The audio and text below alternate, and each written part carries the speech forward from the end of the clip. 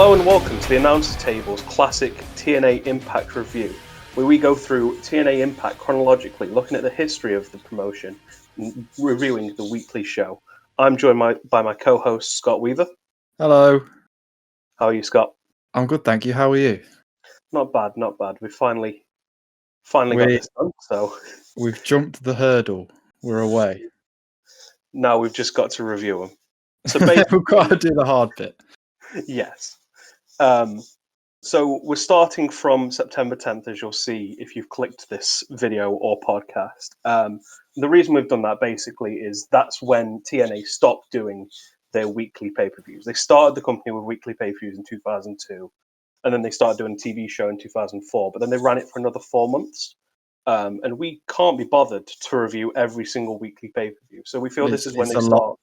It's a lot to do.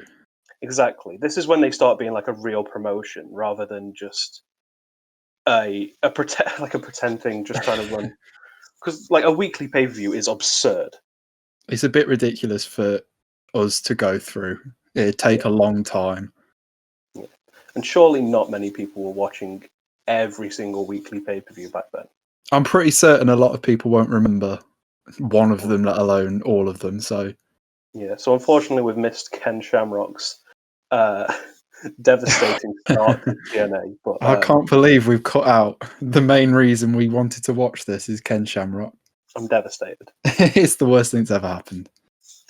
But back in 2004, September 10th, if you look at the UK charts, number one was Eric Pride's or Prid's Call on Me. That is not what I was expecting. Is that not what you expected? Absolutely not. At first I saw it and I was like, what's that? And I played it. I'm like, oh, yes. I thought that was a lot later. Yeah, no, because I remember that as part of my childhood, but I'd have only been like 6 at the time. Yeah, I was only 6 in 2004, which is painful to say. That is painful on reflection. This is a while ago now. It is. Number one in the box office. I guarantee you don't know this one. It's Open Water. No. I want to say it's the film like Free Willy about a whale. Honestly, who knows? Clicked on the Wikipedia, went to look at the actors, and there was 3 like main actors. Hovered over them. 2 of them didn't have a Wikipedia page. And it was number one in the box office. I don't know how this happened. I've had a look at what comes in later weeks, and it gets better. Okay. It gets a lot better than that. Okay. We'll wait. I'll wait with bated breath. Nintendo have just released Pokemon Fire Red and Leaf Green for the Game Boy Advance. Okay, so don't hate me. I've never touched a Pokemon game in my life. These were the first Pokemon games I ever played. But it means absolutely nothing to me. That could have come out last week for all I know. So this is the original Pokemon games were Red and Green, or Red and Blue, sorry. Right. And these were effectively remakes of them, making them more playable, effectively. And what console was it on? The Game Boy Advance. Was that the one that... Because I had a Game Boy and it had like all the tribal print on it. Yes, it is that one. Is it that one? Is it? I had that one as well, yeah. I used to play Sonic and Mario on that at the Olympic Games. That was quite good. I don't know why they stuck a tribal print on it, though. I don't know, but it made me feel cool. And in football, Manchester United have just signed an 18-year-old from Everton by the name of Wayne Rooney. I mean, I don't think he'll amount to much, do you? Nah, sounds useless, to be honest. Absolutely. And over the battle line in WWE, any guess who the WWE champion is right now, September 10, 2004? Okay, so this is going to make you instantly testing my wrestling trivia, and it's absolutely terrible. Oh, I wouldn't know the answer. 2004, I'm going to say. So what Mania was that? Oh, that would have been 20. Okay. So I'll go with Jericho. It's JBL. Is it? It's was this when they were building Cena up? Yeah, so they'd be building up Cena for 21. Yeah. JBL's just beat Eddie Guerrero like a couple of weeks ago. Right.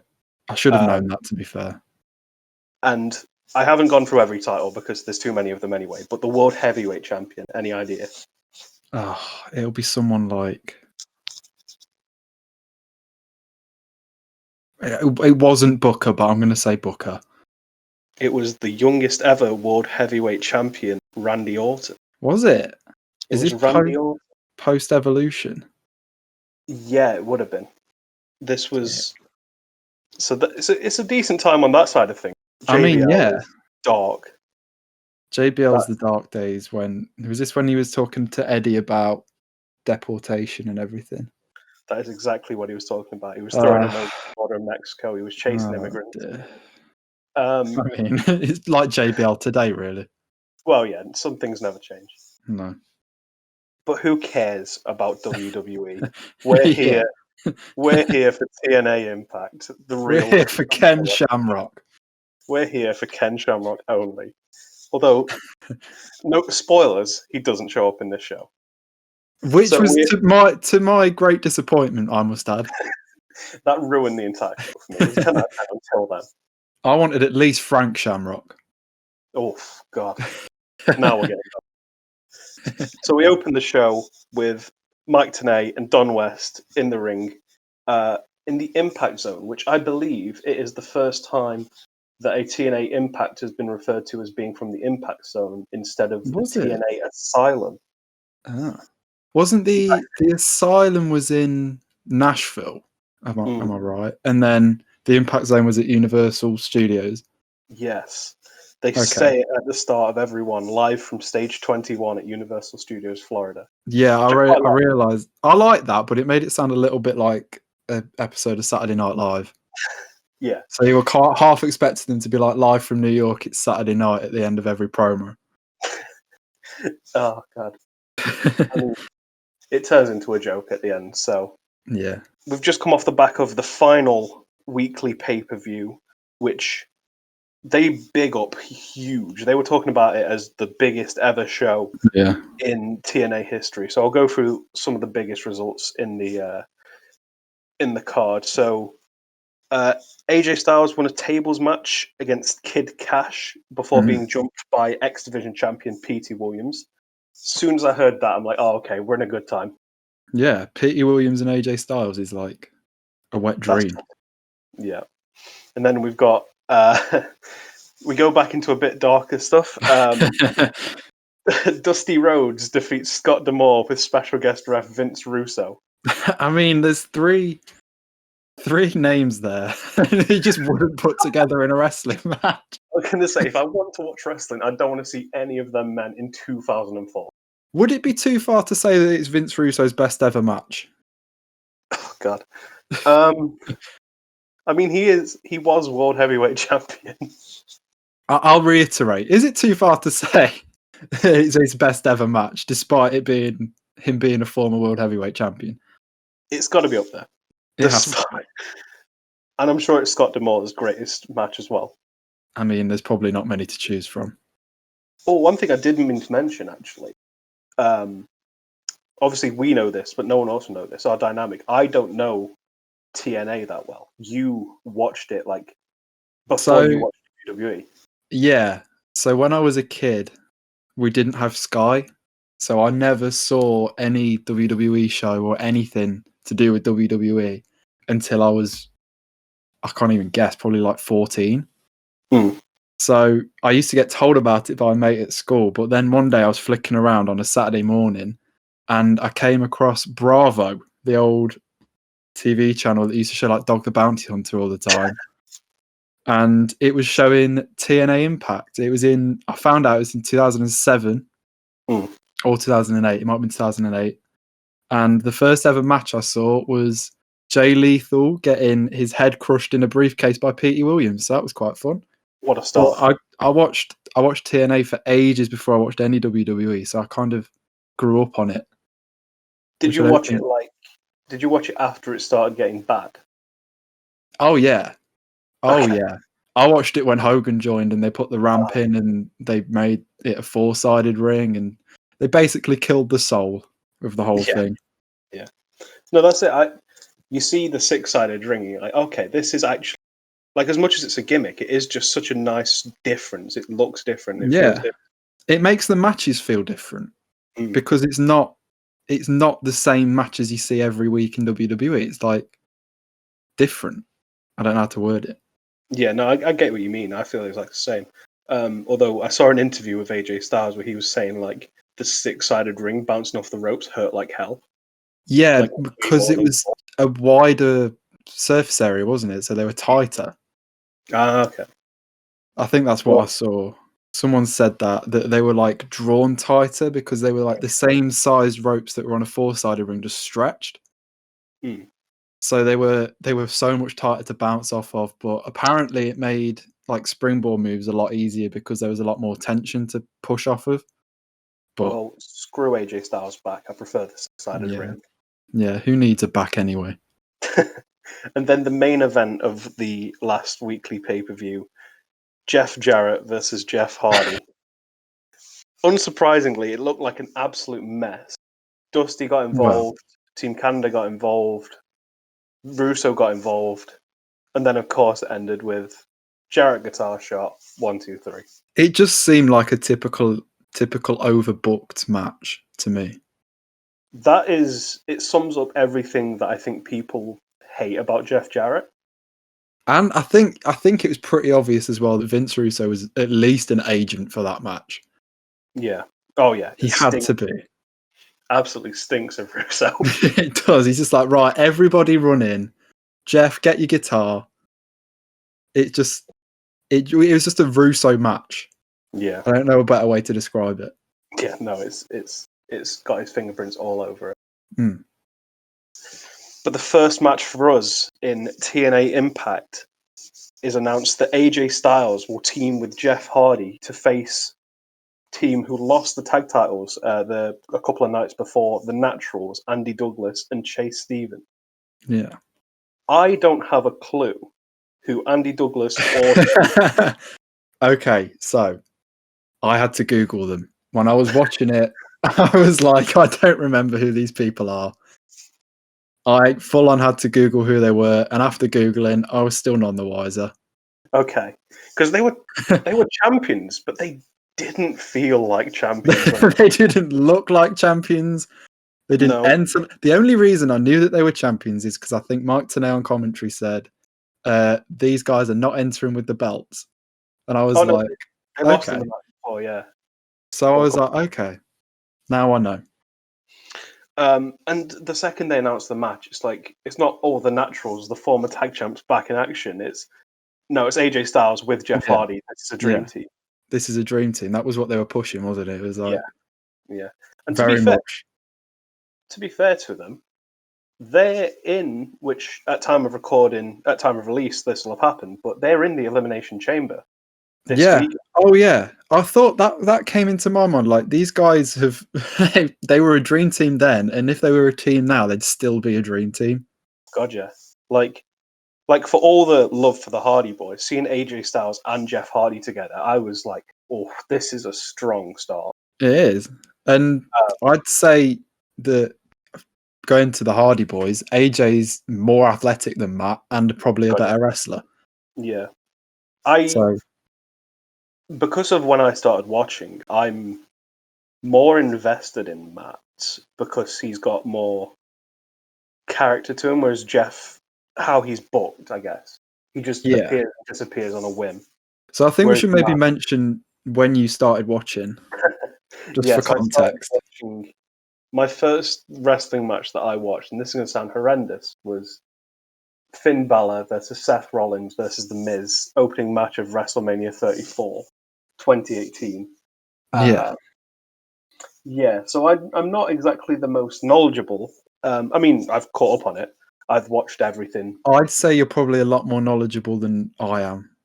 Right. And I've been watching it for however long. None of it sinks in with me.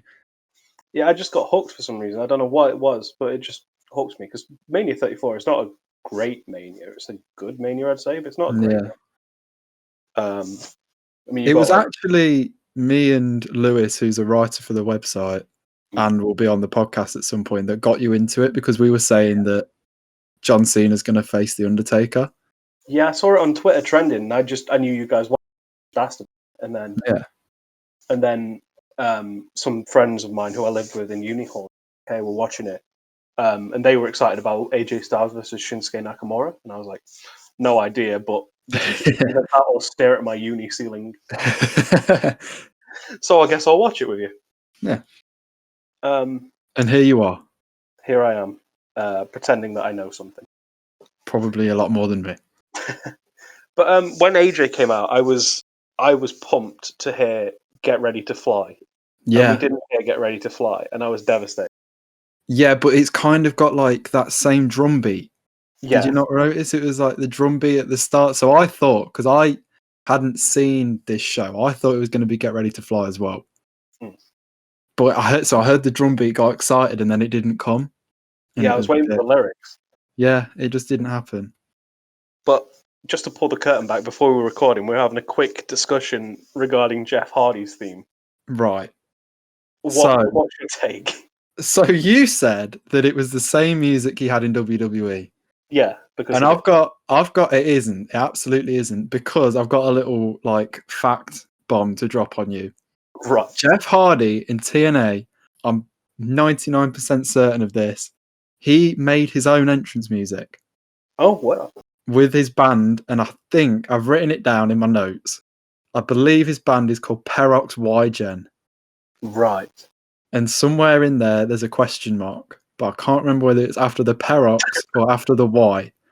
And it's like in brackets, but I'm 99% certain that in TNA he used his own band's music. And I think the song's called Modest, because I believe when I was a kid I had it on an MP3 player. I'll have to listen again, but it just sounded like his WWE theme to me. I'm nearly 100% certain that it's not.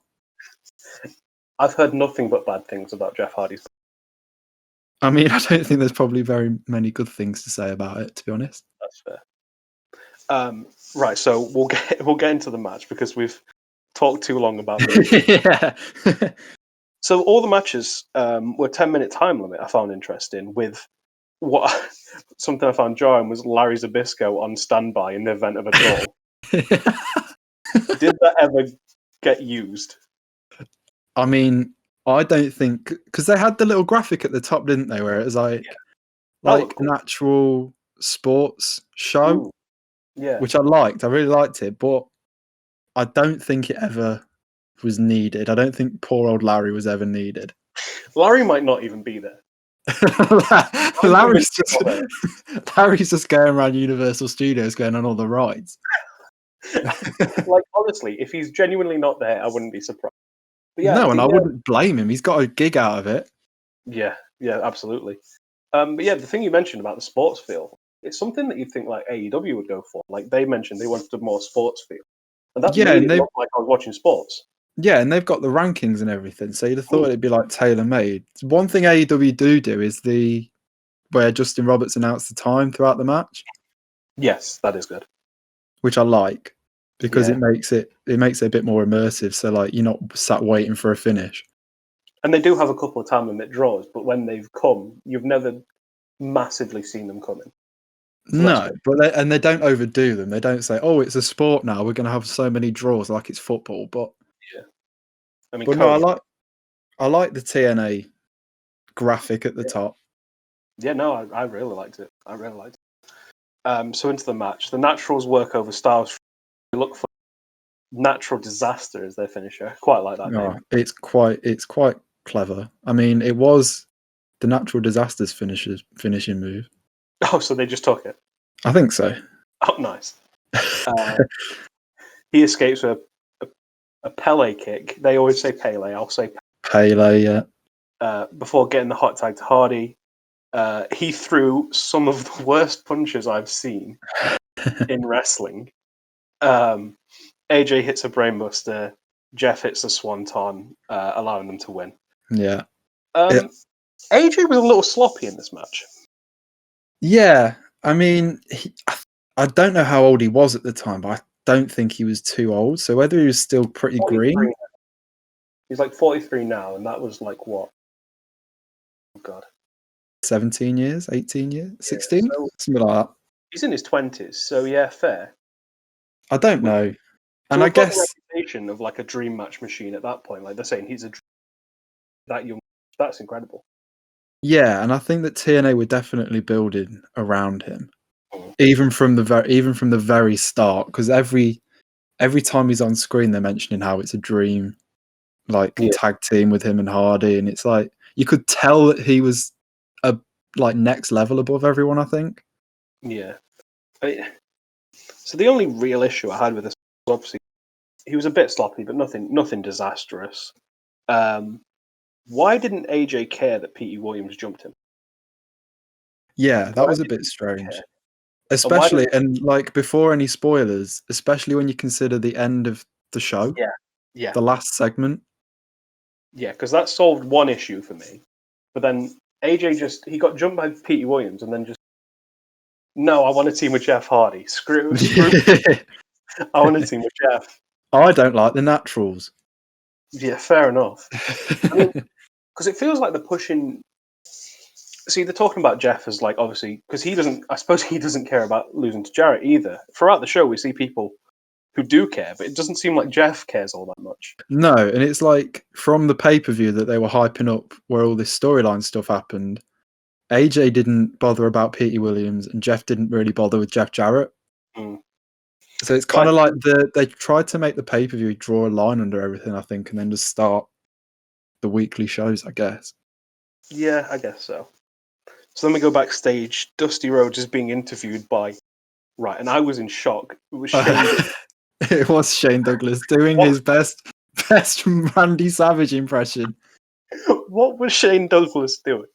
I don't know, but I absolutely loved it. Oh yeah, no, I was thrown. I had to I was like, that looks like Shane Douglas, and he just called him Shane. Surely it's not. Oh, But yeah. can we not? He didn't just call him Shane. He called him Shane, baby. Oh, did he? He Oh, said he said Shaney baby, which made it even better. Yes. Dusty says that Jeff Hardy will get a rematch against Jarrett, and says that next time he'll up the ante. And Douglas is shocked by this, and it doesn't really get followed up. No, it was never mentioned again. No. Then we go to the alpha male Monty Brown. Oh my god! Vordell Walker. I love Monty Brown so much.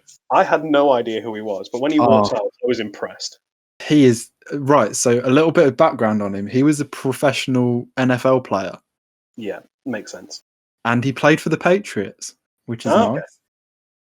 Okay. But I love him. I just think he's so good.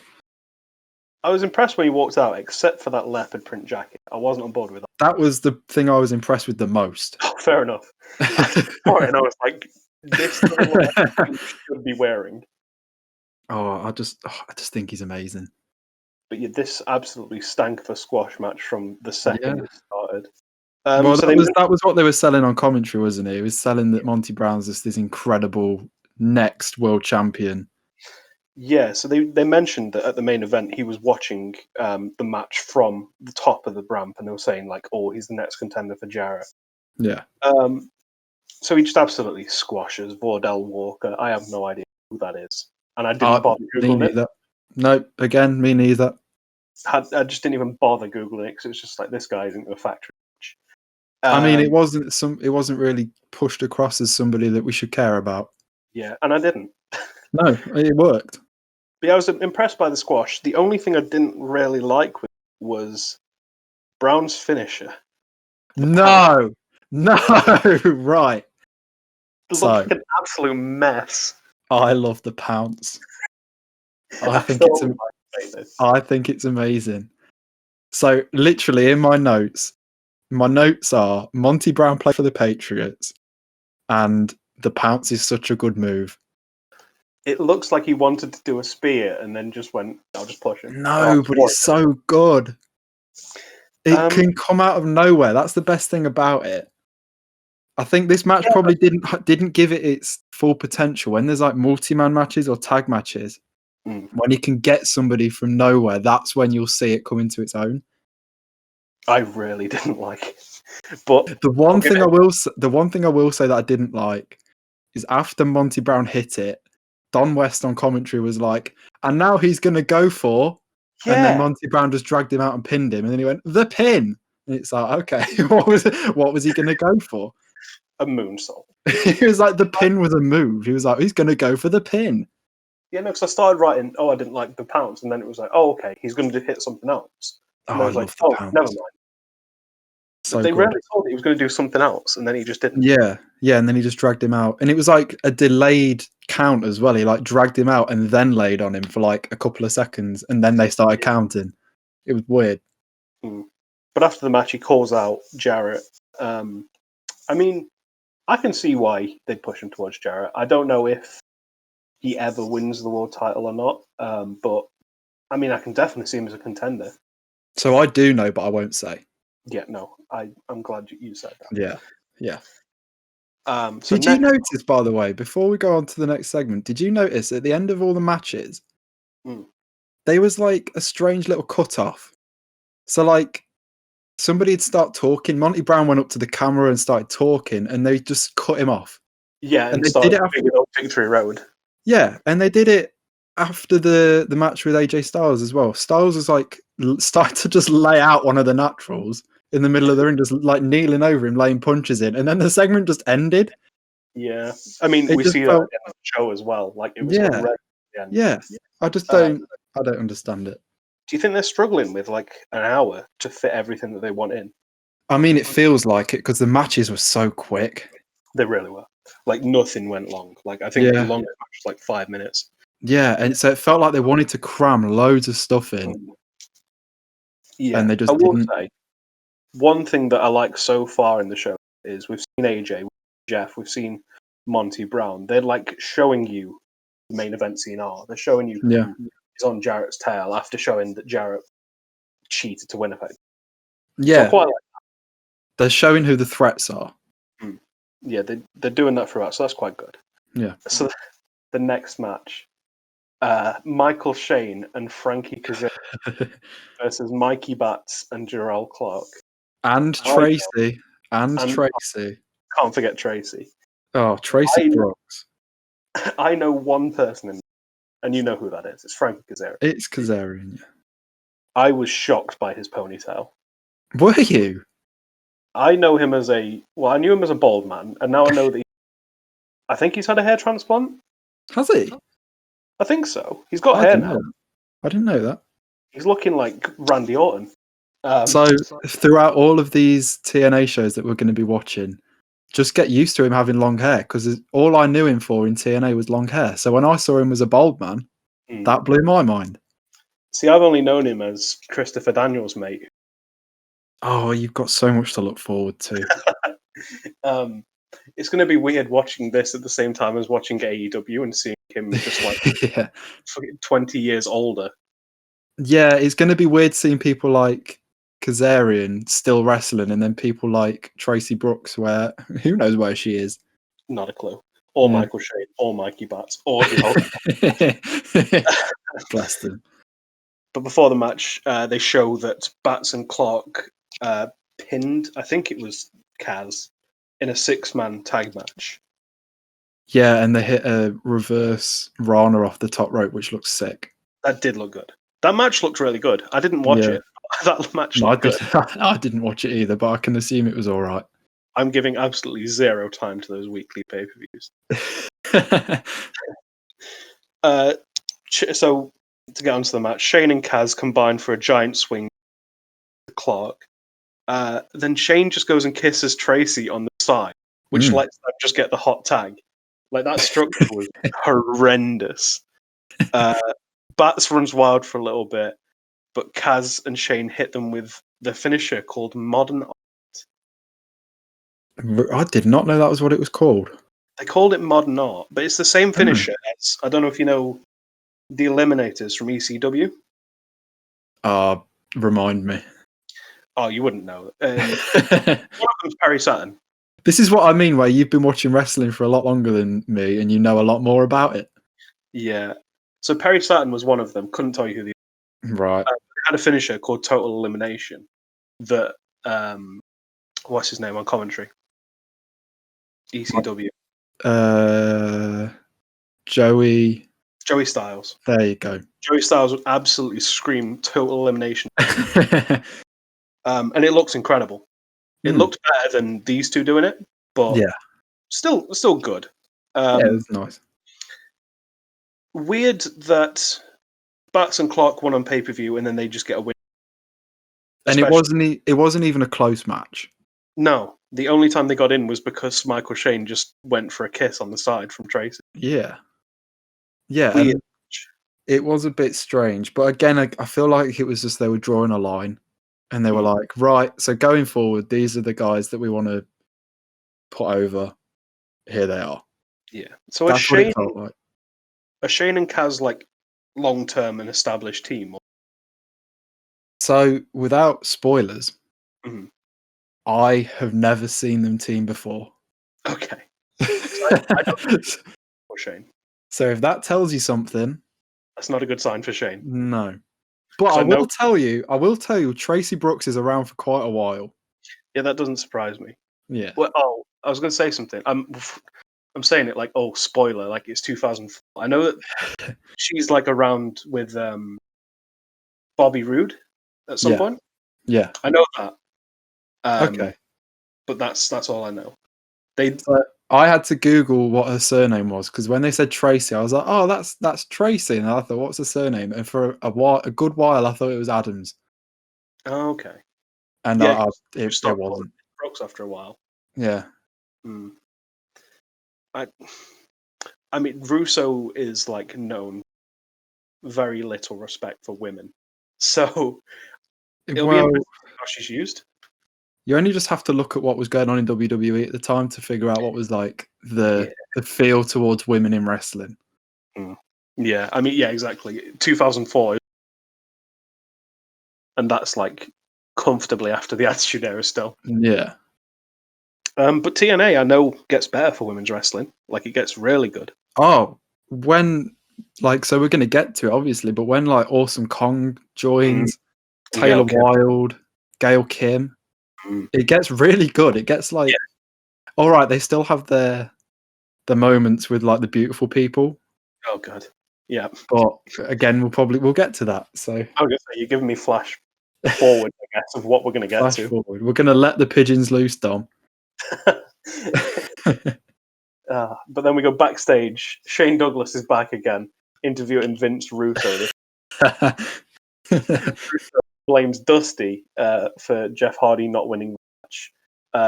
He says that he's unsure who will face Jarrett at victory. Says whoever will, it'll be the best man he can find, even if they aren't inside team. So there was a thing that I noticed. In fact, I'll save it. I'll wait until we talk about something else. Is it the main event? It's not. It's Jeff Jarrett's promo. Okay. But we'll save it. Yeah. See, yeah, again, I'll save it for then because he so then they're bigging up that we're seeing Abyss in action next. And then Brian O comes out and I'm like, Brian O. That is a terrible name. So again, I Googled this guy because I was like, he looks strange.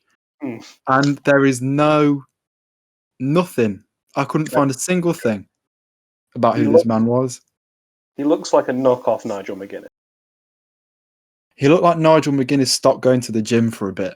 Yeah, exactly. I have no idea how this guy got in TNA. Looks like a jobber. Sounds like a jobber. Is a jobber. On commentary, they were saying that he's like a 10-year veteran. What? Yeah, that's what they were saying, that he's like wrestled from like 91 or something. Jeez.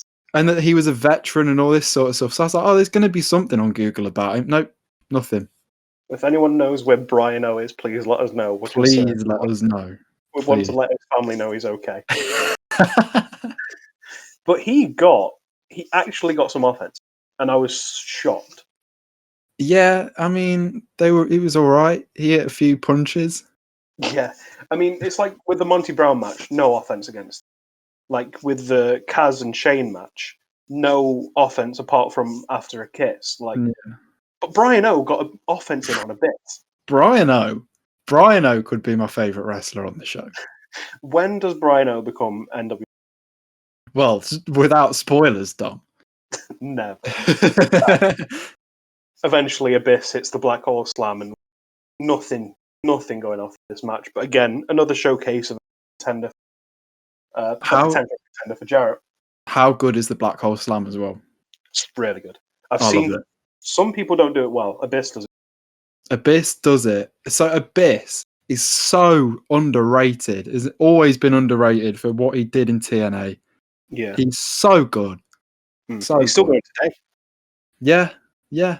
And his character work as well. Oh When god, when he becomes Joseph Parks, it's like, Mm. wow, so good. It's like people talk about Bray Wyatt's range, but like Abyss has a similar range, really. Oh yeah, he probably was like not Bray Wyatt before Bray Wyatt was a thing, but he was like a similar kind of character. Yeah. Oh, Yeah, so no, he's huge for them, really. massive, I don't know. massive. I don't know how big he gets. I don't know if he gets pushed towards the title or anything. But hey, I hope. No comment. Yeah, of course. Right, this was weird. Then we go to Jeff Hammond in Richmond, Virginia, for 6 points of impact. He just breaks down like 6 points of why Jeff Jarrett won. I thought going to him to interview Jarrett. No. Because I thought like Jarrett had scampered off with the belt or something. But no, they just went to him for like 5 minutes to go. Explain why Jarrett won. Again, this is them trying to make it a sport. Yeah. It didn't work for me. It didn't work at all. No.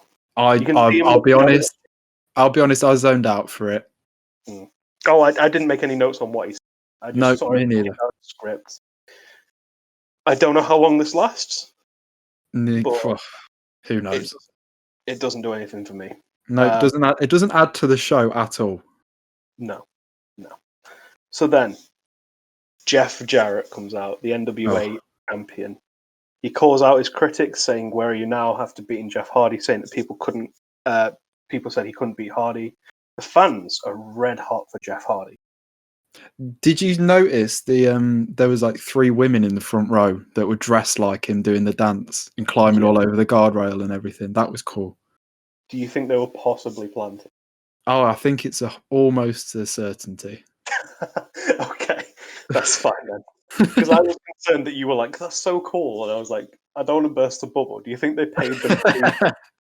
I mean, one thing I was going to mention is TNA were pretty renowned for just grabbing people from going on a Universal Studios tour and saying, "Look, do you want to come watch wrestling?" Yeah. So you could tell there was a shot right at the beginning of the show, and there was a guy with like his family, and you could just tell that they were like Brits abroad that were on holiday. That had been dragged. One of them was wearing an old Real Madrid shirt. Yes, I did see him. Yeah. I saw the Real Madrid shirt. They were just sat there, like not really knowing what was going on. The camera was on them. They were giving like a little cheer. So I don't know how many of the fans were actually there because they wanted to be. Hey, the crowd was still good for it. So that's the crowd were good. Yeah, I'm not saying they didn't have any energy, but the people who are there for it care about it, and that's what matters. Oh yeah, big time. But then Jarrett touches on what Russo says, bring on anyone, and then he mentions bring on any outsiders, and then says, "Or have I already beaten you?" I have no idea what he's on about. So the thing that I was going to point out earlier with the Russo promo is they keep saying the words outsiders. Oh God, no! It's not Scott Hall, is it? It's not Scott Hall. It's not Kevin Nash. Please, no. I swear to God, if Victory Road is Kevin Nash versus Jeff Jarrett, I don't know. I'm not saying a thing, but I'm just saying they keep pointing out the word outsiders. Yeah, I'm hoping it's like guys from New Japan or Ring of Honor. But now you've got me worried that it's going to be Kevin Nash versus Jeff Jarrett. I'm not saying anything else. Oh my God! I don't know what the card is. Just for clarification, I don't know who it is, but I ain't got a clue. That's just one thing I noticed. How would you feel about the Outsiders versus Team Canada in 2004? No, they're in WWE, aren't they, at this point? Are they? I feel like they're in WWE at this point. I don't know. Might just be a bit. Oh no, because that was Mania 19. Yeah, no, they probably not. I don't know. You know when Shawn Michaels comes back and he's wearing an NWO shirt? Yeah. I feel like that's around this time. I don't know. I thought it was I before. pray they are, because I do not want to see Kevin Nash. That sounds like an awful match in the 90s. Sounds like an awful match in 2004. I feel like I shouldn't have said anything. No, I'm glad you did, because now if it does happen, I'm prepared. I'm just saying, I might be reading into it too much, but they said outsiders a lot. Yeah. Yeah, they did. I'm just saying. They kept specifically saying outsiders. Yeah. So we'll see. We'll see what happens next week. But first, the main event. The new tag team champions, Chris Harris and Primetime Elix Skipper. The Wildcat. The Wildcat, of course. So Skipper is with Daniels. Is with Christopher Daniels. Daniels and James Storm, America's Most Wanted. Yes, James Storm's with Chris Harris. Yeah. Yes. So are they the Wildcats at this time? Oh no, they are America's Most Wanted. Yeah. Okay. So I think all 4 of them are AMW. Oh, okay. I think I might be getting that wrong. I might have just misconstrued it, but I think all 4 of them are America's Most Wanted. They And mentioned it was Triple X. Yeah, they kept saying a lot of like acronyms. Yeah. But yeah, basically what I gathered is that Harris and Skipper don't normally tag together. They weren't challenging for the tag titles on that night, but then they came together because the Naturals jumped whoever was supposed to be challenging for them. They beat them and won it, and it's like the classic. How on earth will they get along? Yeah. So I think it was Daniels and Skipper were a tag team. Yeah. And Harris and James Storm. Yeah. Okay. Yeah. So for this match, they came together just for a joint hatred of the nation of Canada. Yeah. I've never seen Canada as villainous, but in wrestling, apparently they just are. What did you think of the Canadian flag being on a hockey stick? That is incredible. I really like it. It is one of my notes. It's so good. I couldn't believe that's genius. It is just clever, isn't it? It's like you can give Russo as much bad mouthing as you like, but stuff like that, it's just such good touches. I can almost guarantee Russo had nothing to do to do with that. It was probably just Scott D'Amore. Fair enough. Team Canada, Bobby Roode and Johnny Devine. I can't say I know much. Obviously, know Bobby Roode. Yeah, he looked great here. You can just tell, can't you? You can just tell that he's a. There's one point in the match, and I don't know if you're gonna go through the match or not, but there's one point in the match where he faked a tag. And while the referee's back was turned, and came in and said that he was the legal man, and the referee missed a tag, and it's just stuff like that. Yeah, it just sets him apart. It was so good. It's gutting to see how he's been treated since getting to the main roster. Yeah, but there's a lot of good talent. Oh yeah, but I mean, he isn't glorious here, so I guess no, he's not yet. So yeah, Harris and Primetime. Dominate Roode to start with, but then Roode gets on top, dominates Skipper. Devine hits a moonsault called Divine Intervention. Big fan of that. It's very good. Harris makes the save. Skipper gets tagged in, and at this point, I just noted Harris is massive. I just saw him next to Bobby Roode, and I was like, "Oh my!" Yeah. How on earth did he not work out in WWE?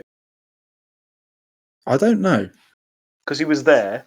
Was it? Had him telling, have you not seen the clip of him telling the knock knock stage? No.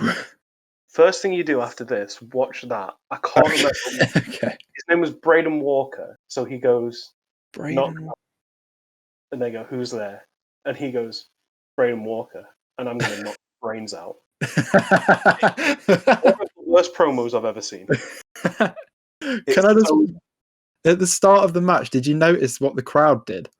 No. Somebody in the crowd stole the tag titles.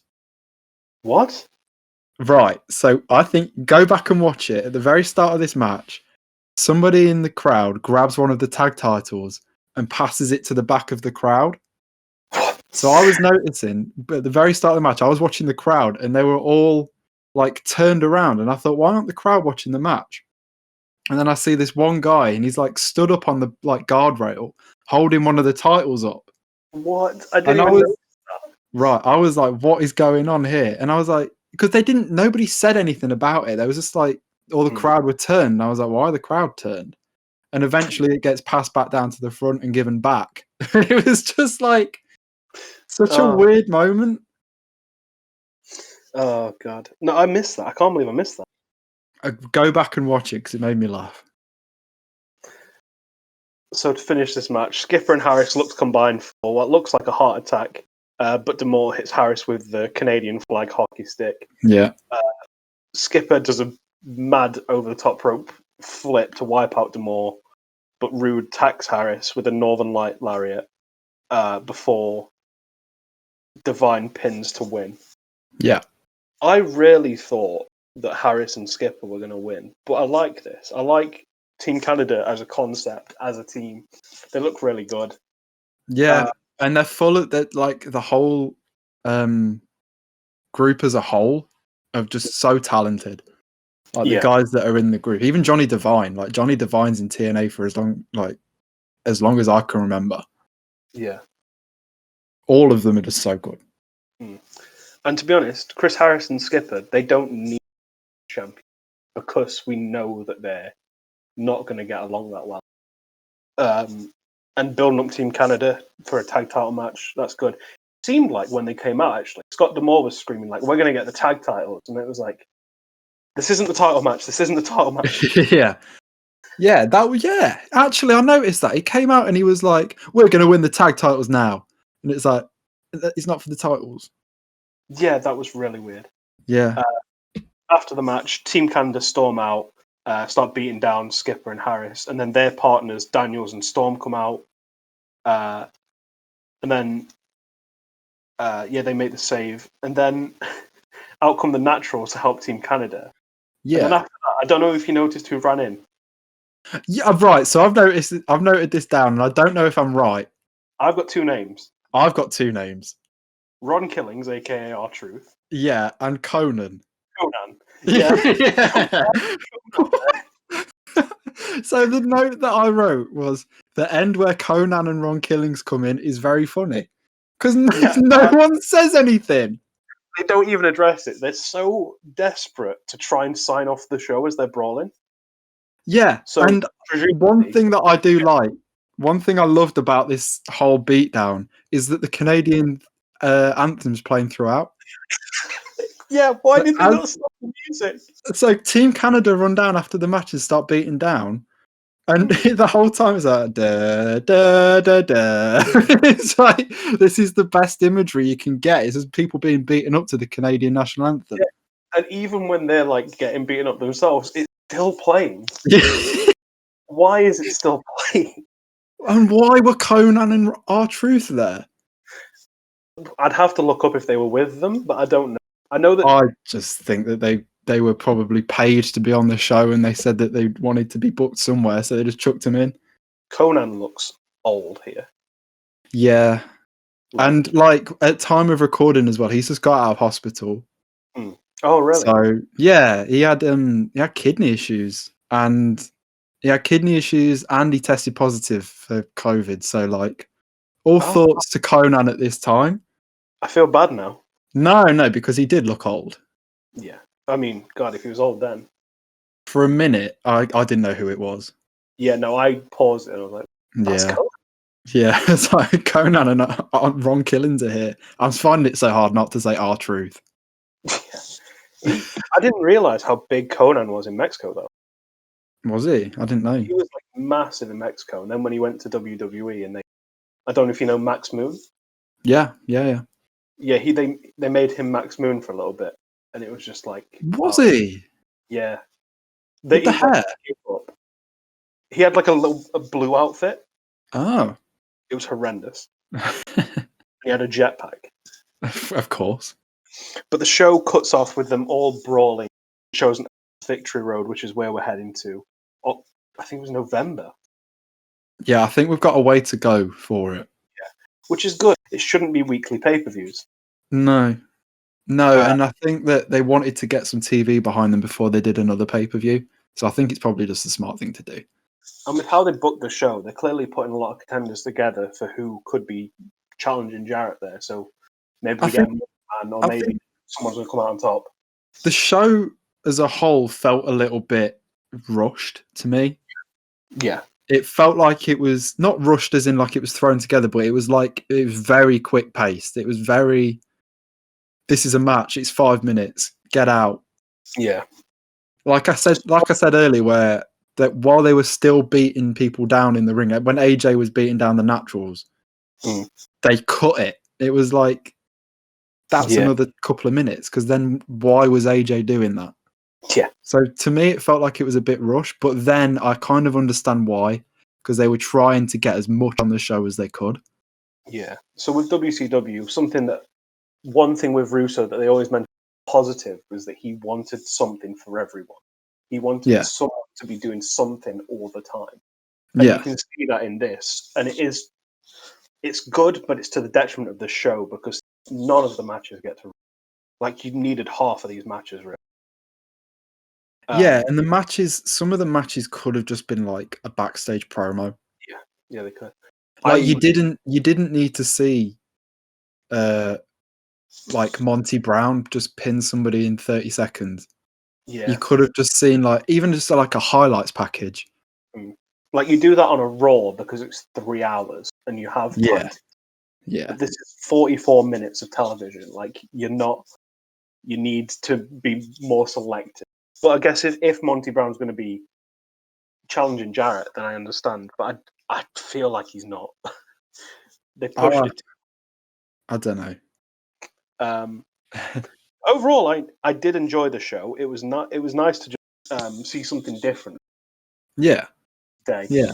It's closer programming wise to AEW than it is to WWE today, or NXT, I guess, as well. Yeah, I'd say it feels a lot. To me, it felt a lot more like NXT. Yeah. Because NXT, I think AEW's got a lot of